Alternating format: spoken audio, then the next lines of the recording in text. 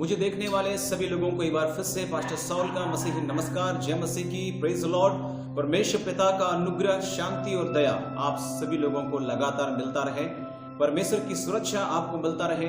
परमेश्वर आपको लगातार अगुवाई करे, लगातार आपको लिए चले। इसी दुआ के साथ आज के संदेश को मैं आरंभ करना चाहता हूँ। आज मैं जिस विषय पर बातचीत कर रहा हूँ वह है मृत्यु।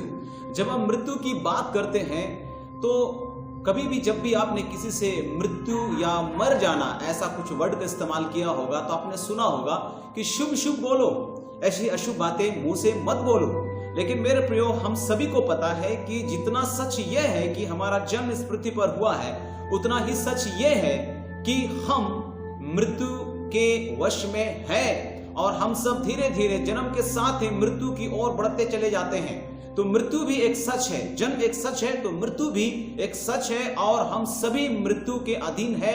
कोई भी व्यक्ति अपने आप को मृत्यु से अलग नहीं कर सकता, अपने आप को मृत्यु से बचा नहीं सकता। सो मेरे प्रियो, आज हम जिस विषय पर बात कर रहे हैं वो है मृत्यु। जब हम मृत्यु की बात करते हैं तो अचानक ही मन में भय, चिंता और घोर निराशा छा जाती है। मन उदास और हताश हो जाता है। पर बाइबल की बातों पर जब हम ध्यान करें तो अद्भुत लगता है, क्योंकि बाइबल में ऐसा लिखा है शबोपदेशक 7 अध्याय और उसका 1 वचन में कि अच्छा नाम अनमोल इत्र से और मृत्यु का दिन जन्म के दिन से उत्तम है। अद्भुत बात। फिर जब हम पौलुस प्रेरित की बात को फिलिपियों की पत्री 1 अध्याय उसका 21 पद में पढ़ेंगे तो वहां पर लिखा है कि मेरे लिए जीवित रहना मसीह है और मर जाना लाभ है। मेरे लिए जीवित रहना मसीह है और मर जाना लाभ है। आप ही सोचिए, भला मर जाना भी लाभ हो सकता है या मृत्यु का दिन जन्म का दिन से भी उत्तम हो सकता है? आखिर क्यों बाइबल में ऐसे वचनों को लिखे जाने की हिमाकत की गई है? क्यों? इन्हीं विषयों के साथ आज के संदेश को हम आगे बढ़ाते हैं। मित्रों, ध्यान रखें, एक सच्चा विश्वासी के लिए मृत्यु डर और भय का कारण नहीं होना चाहिए, क्योंकि हमें मालूम होना चाहिए कि मृत्यु इस पृथ्वी पर हमारे कार्य समाप्ति और मसीह के साथ एक उच्च जीवन की शुरुआत है। इस पृथ्वी पर तो हमारा कार्य समाप्त होता है, परंतु मसीह के साथ हमारा नया चैप्टर शुरुआत होता है। यहां का चैप्टर क्लोज, मसीह के साथ एक नया चैप्टर की शुरुआत। सो मेरे प्रियो, यद्यपि यह सत्य है कि हर एक व्यक्ति जो इस संसार में जन्मा है, चाहे वो विश्वासी हो चाहे वो अविश्वासी, मृत्यु के अधीन है और कोई अपने आप को मृत्यु से बचा नहीं सकता है। परंतु यीशु मसीह पर विश्वास करने वाले मृत्यु को पार करके जीवन में प्रवेश कर चुके हैं। क्या आपको पता है कि बाइबल 4 प्रकार की मृत्यु की बात कहती है? वो 4 प्रकार की मृत्यु क्या है, हम इस पर अपने अध्ययन को आगे बढ़ाते हैं। 4 प्रकार की मृत्यु। नंबर 1 है आत्मिक मृत्यु, नंबर 2 नैतिक मृत्यु, नंबर 3 शारीरिक मृत्यु और नंबर 4 अनंत मृत्यु। आइए हम थोड़ा इस विषय पर अध्ययन करें। आत्मिक मृत्यु, उत्पत्ति 3 अध्याय और उसका 8 वचन जब आप पढ़ते हैं तो वहां पर आप इस प्रकार से आपने जरूर पढ़ा होगा। वहां पर इस प्रकार से लिखा है, उत्पत्ति 3 अध्याय आप मेरे साथ खोलिएगा अध्ययन के लिए, और वहां 8 पद में लिखा है, तब यहोवा परमेश्वर जो दिन के ठंडे समय में वाटिका में फिरता था का शब्द उनको सुनाई दिया। तब आदम और उसकी पत्नी वाटिका के वृक्षों के बीच यहोवा परमेश्वर से छिप गए। यहोवा परमेश्वर से क्या हो गए? छिप गए। हम आपको आत्मिक मृत्यु के बारे में बता रहे हैं। मेरे प्रियो, आप जानते हैं कि परमेश्वर ने जब आदम और हवा को बनाया था तो उसको अदन की वाटिका में रखा था, और आप सबको पता है कि परमेश्वर ने उनको एक आज्ञा दी थी कि एक पेड़ का फल, जिसको हम भले और बुरे का ज्ञान का वृक्ष कहते हैं, उसका फल को खाने के लिए मना किया गया था, परंतु आदम और हवा ने उसको खा लिया। परमेश्वर ने कहा था, जिस दिन तुम उस फल को खाओगे मर जाओगे, अवश्य मर जाओगे, ऐसा कहा था। परंतु आप सभी जानते हैं कि आदम और हवा उस फल को खाने के बाद नहीं मरे। लेकिन हुआ क्या? परमेश्वर से छिपने लगे ये लोग। जब उस फल को उन्होंने खाया, उनके अंदर में डर समा गया, भय समा गया, निराशा समा गया, चिंता समा गया, और इस प्रकार से वे लोग वाटिका में इधर उधर मारा फिरने लगे, छिपने लगे। और परमेश्वर जो दिन के ठंडे समय में फिरता था, उनसे बात करने के लिए आता था, और जब परमेश्वर वैसे ही प्रत्येक दिन के समान जब वहां पर आया, उसने वाटिका में कहीं भी आदम और हवा को नहीं पाया। उसने आवाज लगाई तो वो वृक्षों के पीछे छिपे हुए थे, पेड़ के बीच में वे लोग छिपे हुए थे, और वहां से वो लोग जो है परमेश्वर को रिप्लाई देता है, क्योंकि वो डर रहे थे। परमेश्वर को समझ में आ गया कि इन्होंने उस फल को खा लिया क्योंकि इनके अंदर डर आ गया। मेरे प्रियो, आत्मिक मृत्यु का मतलब क्या होता है? आत्मिक मृत्यु का मतलब होता है परमेश्वर के साथ जो आदम और हवा का निकटता का संबंध था वो समाप्त हो गया। आत्मिक मृत्यु का मतलब होता है निकटता का संबंध समाप्त होना, परमेश्वर के साथ जो निकटता का संबंध है उसका समाप्त होना। और आदम और हवा ने यही किया, फल खाया, और इस प्रकार से हम देखते हैं कि आत्मिक मृत्यु से वो मर गए। परमेश्वर के साथ जो उनका संबंध था निकट का, अब वो संबंध टूट गया, समाप्त हो गया। वे परमेश्वर से दूर भागने लगे, वे परमेश्वर से छिपने लगे, और अब वे परमेश्वर से बातचीत नहीं करना चाहते हैं। तो जब भी कोई व्यक्ति परमेश्वर की संगति से दूर भागता है, परमेश्वर से छुपता है, परमेश्वर की आवाज को सुनने के लिए अनसुना अपने कान को दूर करता है, जब भी कोई व्यक्ति परमेश्वर के वचन की अवहेलना करता है, इसका अर्थ यह है कि वो आत्मिक मृत्यु की दशा में है। ये आत्मिक मृत्यु है। हम सभी जानते हैं कि हमारे आदि माता पिता जो है वास्तव में मृत्यु के लिए नहीं बने थे, उनको अनंत काल के लिए जीवित रहने के लिए सृजा गया था, परंतु उसके पाप के कारण वे मृत्यु के वश में चले गए, है ना। तो हम जानते हैं पवित्र शास्त्र बाइबल में लिखा है पाप की मजदूरी मृत्यु है। रोमियो की पत्री में हमने 6:23 में पढ़ा है पाप की मजदूरी मृत्यु है। और एक मनुष्य के द्वारा पाप इस जगत में आया और पाप के द्वारा मृत्यु, और उस मृत्यु ने एक मनुष्य के द्वारा सारे संसार पर राज्य किया। और आज भी हम उस अधिकार को, मृत्यु का अधिकार को मनुष्य जाति के ऊपर देख सकते हैं। सो मेरे प्रियो, ये पहली मृत्यु है आत्मिक मृत्यु। छोटा छोटा हम विश्लेषण कर रहे हैं, जरा ध्यान से सुनिएगा। आत्मिक मृत्यु का अर्थ आपने समझ लिया। दूसरी बात जो है वो है नैतिक मृत्यु।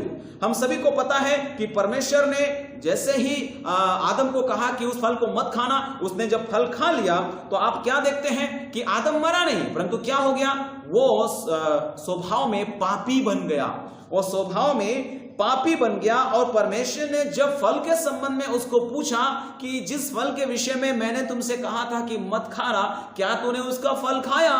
तो आदम ने सीधा सीधा परमेश्वर पर दोष लगाया था। उत्पत्ति 3:11 आप पढ़ते हैं तो वहां पर आप देखते हैं 12 में भी, 11 से आगे पढ़ेंगे तो आप पढ़ पाओगे कि आदम ने कहा कि जिस स्त्री को तूने मेरे संग रहने को दिया उसी ने उस वृक्ष का फल मुझे दिया और मैंने खाया। आपने जिस स्त्री को दिया उसने मुझे खिलाया। आपका प्रॉब्लम है ये। सीधे रीति से आदम परमेश्वर पर दोष लगा रहा है और उसके बाद उसने स्त्री पर दोष लगाया और इस प्रकार उसने सांप पर दोष लगाया। आदम ने अपनी गलती स्वीकार नहीं की और यह है मनुष्य का नैतिक पतन। यहां पर शुरू होता है मनुष्य का नैतिक पतन और इसको हम लोग कह सकते हैं नैतिक मृत्यु। तो हम देखते हैं कि आदम के अंदर एक स्वार्थ आ गया था और वो केवल अपने बचाव को वहां पर सोच रहा है कि मैं कैसे बच जाऊं, मैंने तो गलती नहीं की, ये तो परमेश्वर का ही प्रॉब्लम है, उसने मुझे स्त्री दे दिया लाइफ पार्टनर होने के लिए और उसने मुझे बहका दिया। फिर दूसरी बात की जो है स्त्री को उस सांप ने भरमा दिया। इस प्रकार से जो है ना आदम ने अपनी गलती को स्वीकार नहीं किया। आदम के अंदर एक स्वार्थ पूर्ण जीवन जिस दिन उसने फल को खाया आ गया था, उसके अंदर वो डर आ गया था, उसके अंदर वो दोष लगाने वाली प्रवृत्ति आ गई थी, उसके अंदर वो बैर भाव आ चुका था। और पवित्र शास्त्र बाइबल में 1 यूहन्ना 3:14 में लिखा है कि यदि कोई अपने भाई से बैर रखता है तो वो मृत्यु की दशा में है, यानी इसी को कहते हैं नैतिक मृत्यु। और जब आप रोमियो की पत्री 8 अध्याय भी पढ़ेंगे तो वहां 5 पद से लेकर के 8 पद में इस प्रकार से लिखा हुआ है कि क्योंकि शारीरिक व्यक्ति शरीर की बातों पर मन लगाते हैं परंतु आध्यात्मिक आत्मा की बातों पर मन लगाते हैं। शरीर पर मन लगाना तो मृत्यु है परंतु आत्मा पर मन लगाना जीवन और शांति है। क्योंकि शरीर पर मन लगाना तो परमेश्वर से बैर रखना है, क्योंकि ना तो परमेश्वर की व्यवस्था के अधीन है और ना वो हो सकता है, और जो शारीरिक दशा में है वे परमेश्वर को प्रसन्न नहीं कर सकते। इस प्रकार से हम देखते हैं कि आदम यद्यपि शरीर में रचा गया था परंतु परमेश्वर ने उसको एक आत्मिक प्राणी बनाया था, उसके अंदर अपना श्वास फूंका था। लेकिन जिस दिन उसने पाप किया वो केवल शरीर की बारे सोच रहा है, हम नंगा है, वो छिप रहा है, वो डर रहा है, वो भयभीत है, वो निराशा है, वो परमेश्वर से दूर भाग रहा है, वो परमेश्वर की आवाज की अवहेलना कर रहा है। तो यहां ये दूसरी मृत्यु है नैतिक मृत्यु। दोष लगाने वाला स्वभाव, स्वार्थी जीवन, ईर्ष्या का जीवन, बैर का जीवन, शरीर के बारे में केवल सोचने वाला जीवन यहां से शुरू होता है। आदम के पतन के साथ उस फल के खाते ही नैतिक मृत्यु भी आदम के अंदर राज्य करने लगा। तीसरा मृत्यु जो मनुष्य के जीवन में राज्य करता है वह है शारीरिक मृत्यु। आदम ने वह फल खाया और उसके बाद आप जानते हैं कि इसका परिणाम यह हुआ कि परमेश्वर जब उनसे आया तो उनसे उसने पूछा फल के बारे में, और आपको मैंने बताया कि क्या क्या हुआ वहां पर। और उसके बाद आप जानते हैं कि परमेश्वर ने, जब आप उत्पत्ति 3 अध्याय और उसका 19 पद पढ़ते हैं तो वहां पर श्राप दिया। कई बार लोग बोलते हैं कि नहीं, परमेश्वर श्राप नहीं देता है, लेकिन यहां पर पवित्र शास्त्र जब आप बाइबल पढ़ते हो तो परमेश्वर ने श्राप दिया। और वो क्या था?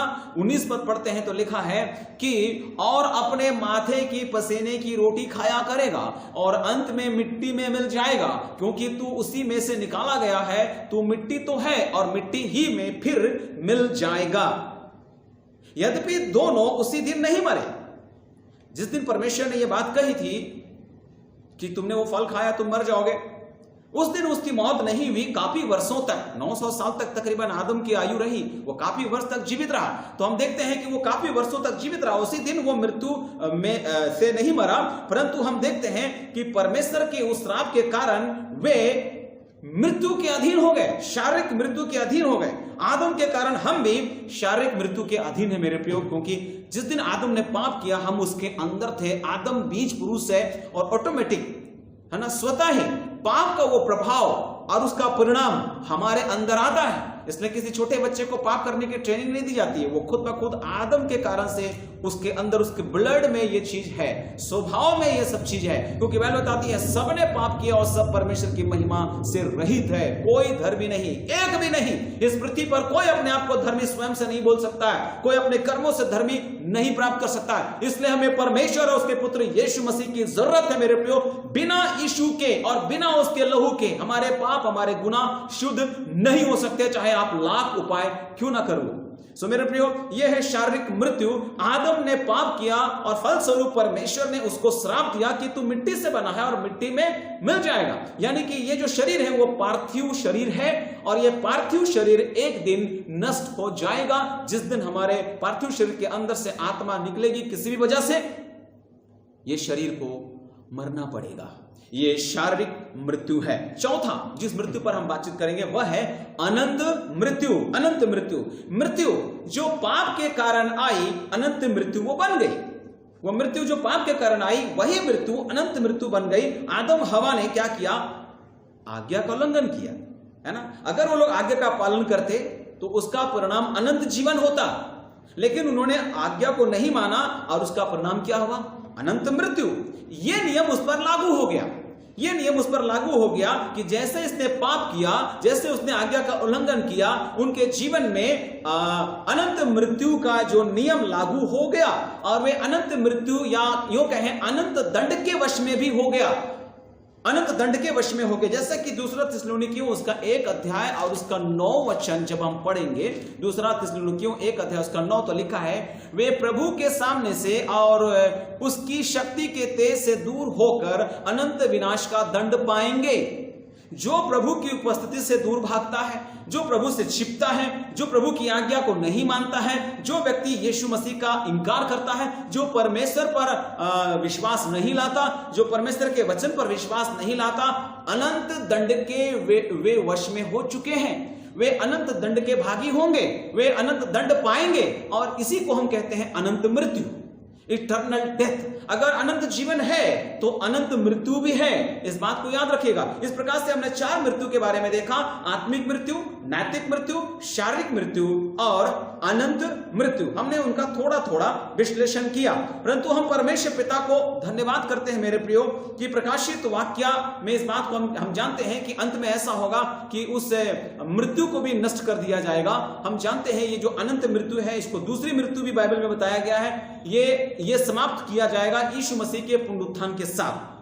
परमेश्वर का धन्यवाद कि परमेश्वर ने मृत्यु के इस बहुमुखी रूप से हमें बचाने के लिए एकमात्र रास्ता तैयार किया, एकमात्र मार्ग तैयार किया, और उस मार्ग का नाम है यीशु मसीह, जिसने मृत्यु का नाश किया और जीवन व अमरता को प्रकाशमान किया। उसने मृत्यु को नाश किया और जीवन और कहेंगे अमरता को हमारे लिए प्रकाशमान किया है। लिखा है उठ और प्रकाशमान हो क्योंकि तेरा प्रकाश आ गया है। यीशु मसीह जिसे मृत्यु पर अधिकार मिला था, उसने मृत्यु के द्वारा जिसे मृत्यु पर अधिकार मिला था उसको मृत्यु के द्वारा हरा दिया। इब्रानियों की पत्री में आपने जरूर पढ़ा होगा। तो इस प्रकार से हम देखते हैं कि अपने मृत्यु के द्वारा यीशु मसीह ने परमेश्वर के साथ हमारे मेल मिलाप का रास्ता को खोल दिया और हम पाप की वजह से परमेश्वर से दूर हो गए थे। पाप की वजह से परमेश्वर हमारी नहीं सुनता था, पाप की वजह से परमेश्वर ने अपना मुंह हमसे छिपा लिया था। परंतु यीशु मसीह की आज्ञाकारिता और यीशु मसीह के बलिदान और यीशु मसीह के क्रूस पर चढ़ाए जाने के द्वारा से हमारे लिए मेल का रास्ता खुल गया। 2 कुरिन्थी 5 अध्याय उसके 18 के वचन के अनुसार अपने पुनरुत्थान के द्वारा उसने शारीरिक मृत्यु को तोड़ दिया है। हालेलुया। हम और आप बच गए हैं मेरे प्रियो, अगर हमने यीशु पर विश्वास किया है। यकीन मानिए यीशु ही वो एकमात्र जरिया है जिसके द्वारा हम शारीरिक मृत्यु के बंधन से, अभी तो हम इसके वश में हैं। ये सच है कि हम सबको मरना होगा, लेकिन अगर हम यीशु मसीह पर विश्वास करते हैं तो हम आत्मिक मृत्यु की दशा में नहीं होते हैं, हम नैतिक मृत्यु की दशा में नहीं होते हैं और अनंत मृत्यु से हम बच चुके होते हैं। परंतु यीशु मसीह पर अगर हमने अंत तक विश्वास किया है तो और एक बात यह है कि अनंत मृत्यु हमारा नहीं होने वाला। यानी चारों प्रकार की मृत्यु के प्रभाव से केवल यीशु पर विश्वास करने के द्वारा हम बच सकते हैं, क्योंकि वो इस संसार में इसलिए आया कि हम और आप जीवन पाए और बहुतायत का जीवन पाए। और जिसने यीशु मसीह पर विश्वास किया है वो मृत्यु को पार करके अनंत जीवन में प्रवेश कर चुका है, ऐसा पवित्र शास्त्र बाइबल बताती है। सो हम हमेशा इस पृथ्वी पर जो दुख उठा रहे हैं आज, इस सब बातों का अंत एक दिन बहुत जल्दी होने वाला है। विश्वासी सदैव कब्र में नहीं रहेंगे, विश्वासी सदैव कब्र में नहीं रहेंगे। अय्यूब के पुस्तक उसका 19 अध्याय और उसका 25 और 26 पद में इस प्रकार से लिखा हुआ है। जब आप अय्यूब के पुस्तक उसका 19 अध्याय खोलते हैं, उसका 25 और 26 में ऐसा लिखा है कि मुझे तो निश्चय है कि मेरा छुड़ाने वाला जीवित है और वह अंत में पृथ्वी पर खड़ा होगा और अपनी खाल के इस प्रकार नष्ट हो जाने के बाद भी मैं शरीर में होकर परमेश्वर का दर्शन पाऊंगा। यद्यपि यह खाल नष्ट हो जाएगा, यह शरीर नष्ट हो जाएगा, परंतु हम और आप एक नए देह के साथ परमेश्वर का दर्शन करने वाले हैं। यद्यपि मेरे प्रियो, जिस संसार में अभी हम लोग हैं, हर दिन मौत का डर, हर दिन मौत का खौफ है और हमारे लोग कभी बहुत घमंड भी कर रहे थे कि हमारे ऊपर मृत्यु का वश, बीमारी का ये नहीं है, डर नहीं है, इस प्रकार से, लेकिन लगातार हमारे लोग मर रहे हैं। जब मैं आज आपके सामने खड़ा हूं, मैं आपको बताना चाहता हूं, यह दुख का विषय भी है, परंतु हम जानते हैं कि यीशु मसीह में हमारे लिए एक आशा है, हमारे लिए आशा है। कई लोगों की मौत हो चुकी, लगातार हम मसीहों में से कई लोगों की मौत हुई और कई लोग उस बीमारी से जिसका नाम भी आज डर का सबब बना हुआ है। मेरे प्रियो, मृत्यु किसी को बताकर नहीं आता। कब कौन व्यक्ति चलता फिरता अचानक चला जाए हमें नहीं मालूम। लगातार अभी पिछले कुछ दिनों में ऐसी घटनाएं मैंने सुनी जो दिल को हिला देने के लिए काफी है। कोई कुर्सी पर बैठा है वो मर गया, कोई बाथरूम गया वहां गिर गया और मर गया, कोई घाट पर सोया था और वो मर गया, कोई कुछ काम कर रहा था, बेचैनी आई, हॉस्पिटल जाते जाते मर गया। और इस प्रकार से कोई व्यक्ति अच्छा चलता फिरता था, बारिश से भीगता है, फिर कुछ को निमोनिया होता है, वो मर जाता है। और इस प्रकार मेरे प्रियो, हमें नहीं पता कि कब किसके दरवाजे पे मृत्यु दस्तक देने लग जाए। बस मैं आपसे कहना चाहता हूं, दाऊद की तरह आप कहिए कि हे परमेश्वर, मुझे दिन गिनने की समझ दे कि मैं बुद्धिमान हो जाऊं। और पौलुस की तरह आप इस बात को पौलुस की तरह मैं आपसे कहना चाहता हूं कि समय और असमय तैयार रहो।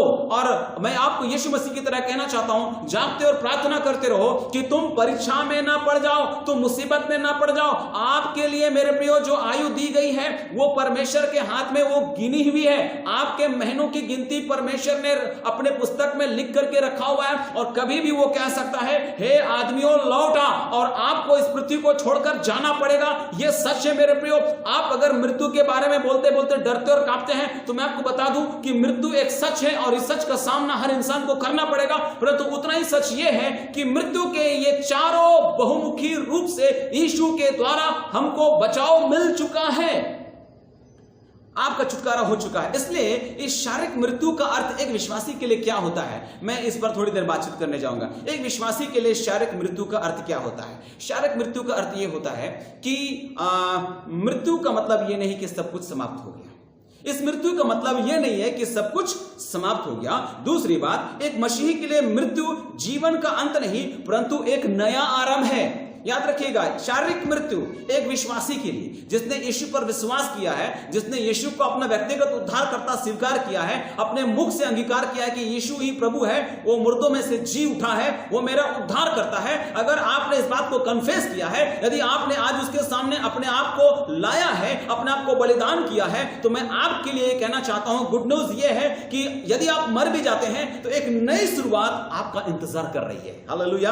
एक विश्वासी के लिए ये जो मृत्यु है वो क्या अर्थ बताता है? उससे डरने का नहीं, उससे डरने का नहीं, ये डर का विषय नहीं है। पहला कुरिन्थी 15 अध्याय और उसका 55 से लेकर के आगे मैं आपके लिए पढ़ना चाहूंगा, और वहां पर इस प्रकार से लिखा हुआ है, पहला कुरिन्थी 15 अध्याय 55 से लेकर आगे लिखा है, हे मृत्यु तेरी जय कहां रही है? मृत्यु तेरा डंक कहां रहा? मृत्यु का डंक पाप है, और पाप का बल क्या है? व्यवस्था है। परंतु परमेश्वर का धन्यवाद जो हमारे प्रभु यीशु मसीह के द्वारा हमें जयवंत करता है, हमें जयवंत करता है, इसलिए हमें डरने का नहीं, इस मृत्यु से डरने का नहीं।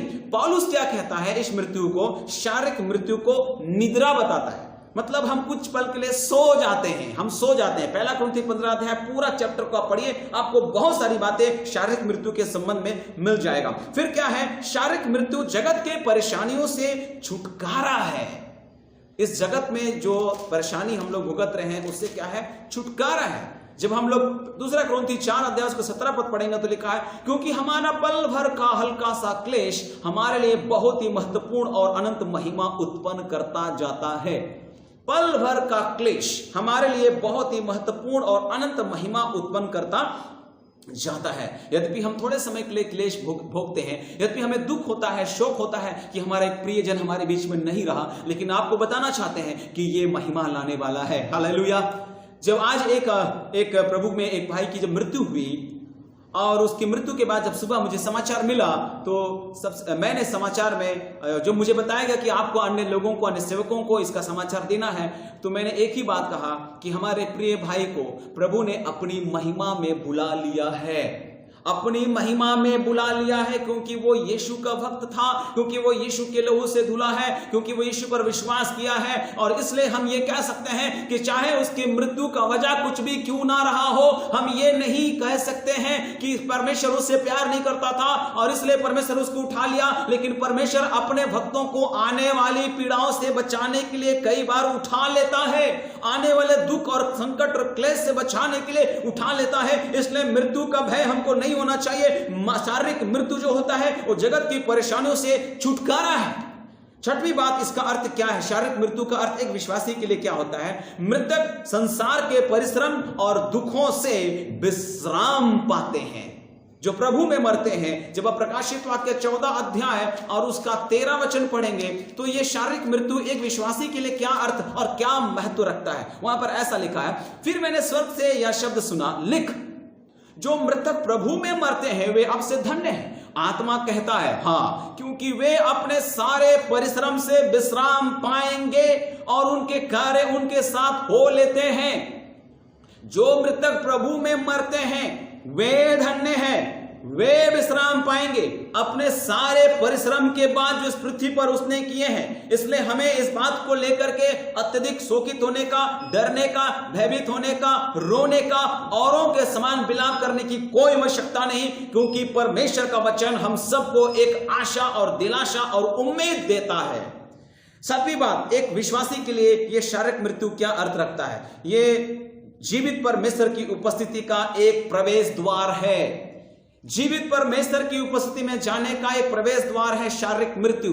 यह मृत्यु होगा तो आप परमेश्वर के राज में प्रवेश करेंगे।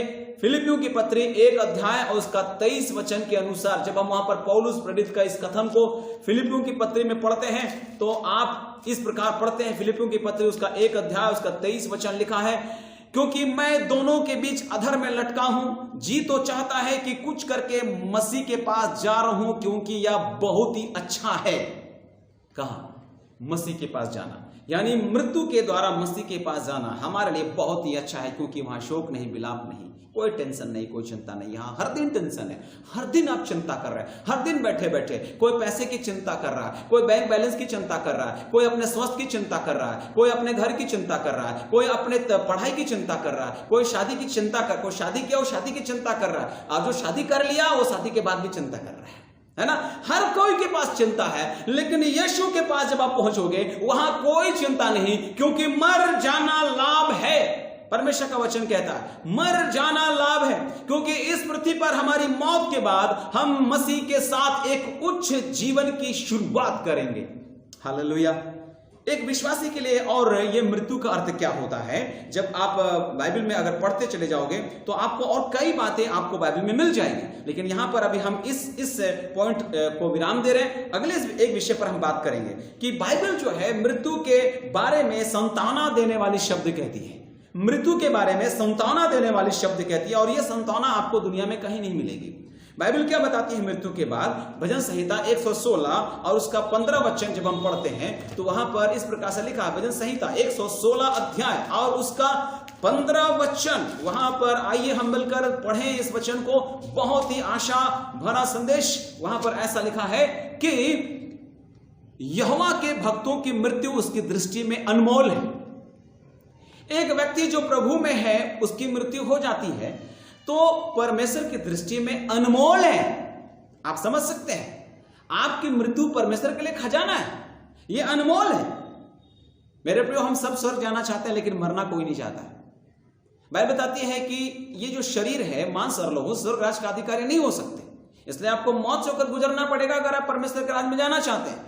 तो आपके लिए उम्मीद यह है कि आप जो यीशु पर विश्वास करते हैं मृत्यु को पार कर चुके हैं और अनंत जीवन में प्रवेश कर चुके हैं, इसलिए इस मौत से डरने की जरूरत नहीं है। हाँ, हमें पता है हमारी जो आयु है इस पृथ्वी पर बलिष्ठ भर का है, यह सौपन सा ठहरता है, घास के फूल के समान है, ओस के समान है। वो थोड़ा समय दिखता है फिर लोप हो जाता है, वो नियुक्त है और इसकी सीमा को कोई पार नहीं कर सकता है। हमारी आयु निर्धारित है और हर व्यक्ति को इस संसार में, चाहे वो कोई भी क्यों ना हो, मरना पड़ेगा। परंतु अगर आप प्रभु में मरे हैं तो प्रभु में जो मरते हैं उनकी मृत्यु परमेश्वर की दृष्टि में अनमोल है।